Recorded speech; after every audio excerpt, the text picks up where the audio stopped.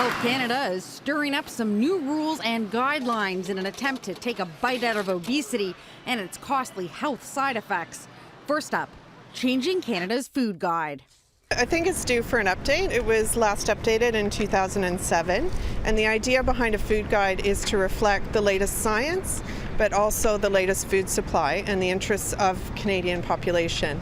Registered dietitian Fiona Udall says the old guide just doesn't cut it, especially when it comes to portion sizes and gut health.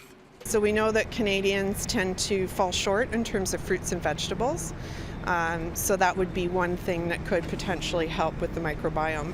But it isn't just about changing Canada's food guide. It's about changing the way that unhealthy food is marketed to kids. It's something Quebec has been doing for 30 years, restricting marketing cartoons and messages directly aimed at kids' eyes, hearts, and ultimately their tummies. Munchy and crunchy. Meanwhile, in English Canada, talking birds push chocolate breakfasts and animated figures talk about iced pastries. Udall says that kind of advertising clearly plays a role in what kids eat. I find you guilty of being delicious. I don't think businesses wouldn't be investing in that type of marketing if it wasn't working. Changes aren't expected to take place for another 5 to 10 years, but when they do, we could expect to see more nutritional information right on the front of packs, not buried on the back. And that's a good thing, according to Udall.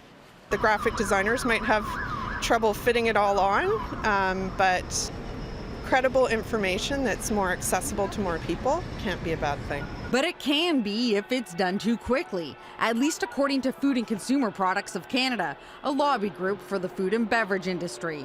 In a statement, a spokesperson says, "This is an unprecedented amount of change that will require an unprecedented level of investment and resources in an unprecedented time frame. This will change what's in our products, what's on our product packaging, and how those products are marketed."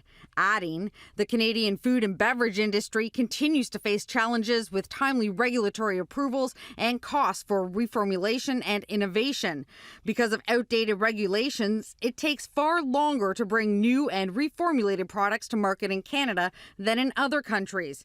Health Canada and the Canadian Food Inspection Agency must address lagging regulatory modernization quickly before imposing new regulations.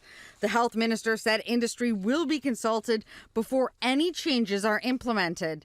And if drinking stevia tea, for example, is your cup of tea, well, you may want to weigh in on the guidelines' new recommendations. You can do that by visiting healthcanada.gc.ca. The public consultation starts today and goes straight through to early December.